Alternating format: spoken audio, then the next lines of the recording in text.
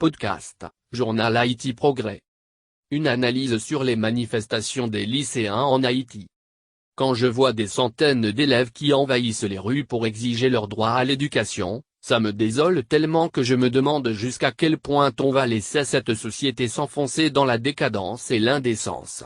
Pourquoi n'avions-nous pas pu éviter cet état de délabrement au sein du système éducatif? Tristement, les nouvelles de manifestations d'élèves dans nos rues ne sont pas des cas isolés ou une tendance récente. Non, les manifestations des élèves remontent déjà à des décennies. Pour décourager toute critique qui tenterait de mésinterpréter mes observations au sujet de la situation précaire des lycées en Haïti, je me suis armé de courage, en décidant d'y ajouter mes propres témoignages, en tant qu'un ancien lycéen. Les causes communes des revendications. Durant mes 7 ans au lycée, les problèmes dans ces établissements étaient à la fois administratifs et politiques. On comptait toujours plusieurs cas de professeurs qui travaillaient pendant des années, sans lettre de nomination.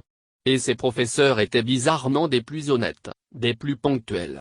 Ils étaient comme des idoles pour nous, au lycée. Faute de lettre de nomination, ils recevaient rarement leur chèque et, dans certains cas, ils attendaient longtemps leur premier chèque. Aussi, on comptait les professeurs réguliers qui n'avaient pas besoin d'excuses pour fuir leurs obligations envers leurs élèves. Et, si le ministère des Finances avait un quelconque retard, c'était pour eux le parfait alibi pour faire du marronnage. Parfois, c'était plutôt des conflits entre directeurs et professeurs qui incitaient les élèves à dénoncer un directeur au profit d'un potentiel remplaçant. Je m'abstiens d'en faire une liste longue des raisons pour lesquelles on prenait les rues pour revendiquer nos droits. Ce que je veux surtout souligner, c'est que, 30 ans après, les lycéens prennent les rues pour des raisons similaires voire identiques. Les opportunistes. Élèves 2. Les professeurs. Considérant une échelle verticale, allant de bas en haut dans la hiérarchie établie par le ministère de l'Éducation, de la Jeunesse et des Sports, les professeurs absentéistes sont les premiers profiteurs du désordre dans les lycées. Prétextant l'absence de lettres de nomination ou des arriérés de paiement, ils accumulent des heures de travail dans des écoles privées, sans mettre les pieds au lycée. Ce qui choque le plus, c'est que tous ces mois d'arriérés qu'ils passent sans travailler, seront éventuellement payés par l'État haïtien. Donc, ils reçoivent des chèques pour un travail non exécuté. Corruption ou méchanceté? À vous d'en juger. Conseil administratif des lycées. Les directeurs généralement devraient jouer un rôle de contrôle et de supervision. Ils sont les premiers à observer les élèves qui sillonnent la cour, sans professeur dans leur salle de classe. Ils sont en contact direct avec les professeurs et doivent fournir des rapports sur le fonctionnement de leur gestion. Souvent, ces mêmes directeurs jouent à la passivité qui leur convient, car ils veulent du temps libre pour gérer leurs propres écoles privées et parfois dispenser des cours à d'autres écoles. Ce qui expliquerait que les matériels didactiques, les bancs et chaises parfois disparaissent pour réapparaître dans des écoles privées. Et, quand cela chauffe et que les élèves boudent leur administration, ils pointent du doigt les responsables au ministère des Finances qui ne paient pas à temps ou la mauvaise foi d'un directeur départemental, ou d'un nouveau ministre. Dans leur conseil de gestion, il y a déjà un censeur, un secrétaire, un professeur influent, qui manipule élèves et professeurs pour un soulèvement contre le mauvais directeur. Direction générale et départementale. Il y a toute une chaîne de commandes, en partant d'un superviseur, pour passer au directeur départemental, avant d'arriver au cabinet du ministre lui-même. Là, comme dans toute boîte de l'État, l'efficience et l'efficacité sont loin d'être une priorité. Chaque ministre, de façon créative et parfois naïve, invente ses propres restructurations. Les vrais changements devraient durer des décennies, quand on remplace les ministres chaque 2 à 3 ans. La vraie priorité de chaque fonctionnaire est de garder ses connexions pour garantir la continuation de son emploi et éventuellement une promotion. Contre les rapports trop nombreux et le budget de fonctionnement trop peu, ces élèves qui crient haut et fort dans les rues et dans les émissions de radio sont ceux-là qui se font entendre. Comme des sapeurs-pompiers, ils attendent quelques quidam pour crier au feu avant de réagir car la prévention de crise exige de hautes compétences, une forte volonté, un compromis citoyen et finalement les moyens logistiques et financiers adéquats. Les victimes? Élèves 3. Les premières victimes, évidemment, ce sont ces enfants des classes défavorisées. Ils reçoivent des cours dans des conditions humiliantes et ceci, quand ils sont chanceux d'en avoir. Je me rappelle, en classe terminale, nous étions plus de 80 élèves dans une salle. Sous la chaleur, une odeur puante, nous étions entassés comme dans un bateau négrier, serrés les uns contre les autres, comme dans une cellule au pénitencier national. Je ne peux effacer de ma mémoire l'année 1990, quand nous avions eu une période vivement bouleversée en Haïti. En fait, nous avions passé à peine 3 mois et demi de cours. Dans toute l'année, je n'avais eu que les épreuves du 3e trimestre. Mais, notre système d'éducation nous oblige tous à suivre le même programme et à passer le baccalauréat, comme si nous étions égaux.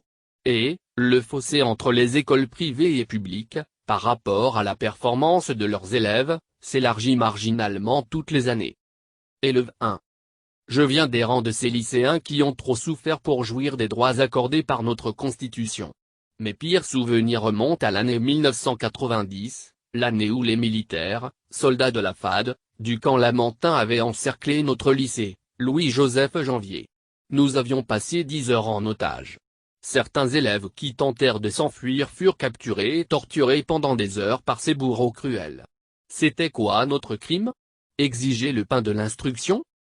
20 ans plus tard, les mêmes histoires se répètent. En effet, les exemples de lycéens blessés par balles, gazés, bastonnés, n'ont pas manqué.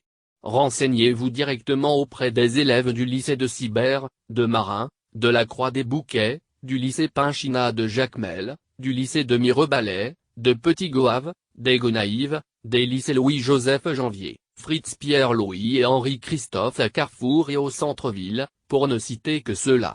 Envoyez vos agents de force publique surveiller nos frontières mais pas les portes des lycées. Les élèves attendent le retour des professeurs, pas des policiers armés jusqu'aux dents. Qui mettra une fin à cette tragédie? Des responsables irresponsables. Élève 6. Je salue le courage de ces enfants, très jeunes en âge, plus de 85% sont des mineurs. Ils ont le droit de réclamer. Mais, malheureusement, ils sont trop jeunes pour comprendre qu'ils sont manipulés par les mêmes professeurs qui refusent de dispenser des cours et par des directeurs. Et le pire, ils sont abandonnés par leurs propres parents qui se croisent les bras pour regarder passivement leurs enfants dans la rue. En effet, ces élèves étant des mineurs, doivent être d'abord sous la bonne garde de leur père et mère. Les premiers gardiens et responsables du bien-être de leurs filles et fils. Dans le cas de revendications ou de manifestations, les parents devraient s'organiser en comité de parents, pour convoquer les administrations de ces lycées, les dirigeants politiques de la zone, magistrats, députés, sénateurs, directeurs départementaux voire le ministre.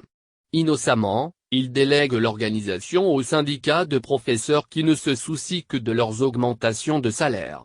Ils délaissent la tâche de manifester à ces jeunes qui affrontent dans les rues, les citoyens perturbés et fâchés à cause des rues bloquées, les matraques et le gaz lacrymogène des policiers. Parfois, ils sont battus et arrêtés injustement par les autorités incompétentes de la zone. Finalement, c'est face aux abus contre les élèves dans les rues que certains parents vont donner des conférences de presse pour parler de leur indignation. Où étaient-ils cachés avant? Ils ne viennent que pour faire de la politique et du show-off. Exiger le départ ou le remplacement d'un directeur de lycée, d'un ministre ou d'un gouvernement. Comment qualifier ces parents démissionnaires eux-mêmes qui réclament la démission des dirigeants négligents? En un mot, hypocrite. Dans ce cas, qui doit protéger ces milliers de jeunes lycéens? Comment parler d'éducation dans de telles situations? Et pourtant, les mécontents parlent haut et fort. Ils n'affichent aucune sympathie pour la cause de ces écoles publiques.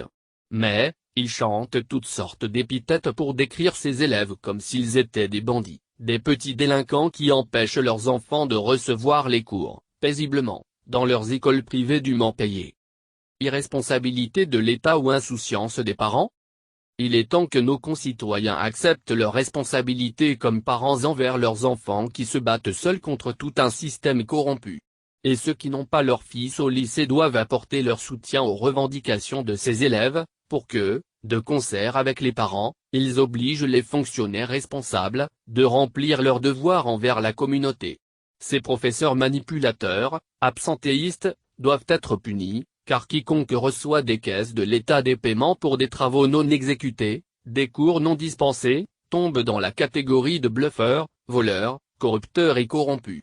Certes, le ministère doit résoudre en urgence les problèmes d'arriérés et des lettres de nomination. Entre-temps, les professeurs doivent continuer ponctuellement et religieusement à se présenter dans leur salle de classe au lycée. Si un professeur refuse de travailler avec arriérés, qu'il démissionne. Les lycéens en ont ras le bol avec les excuses des parents insouciants, des professeurs et des dirigeants irresponsables. Rodelin Almazor. Journal Haïti Progrès. Février 2019.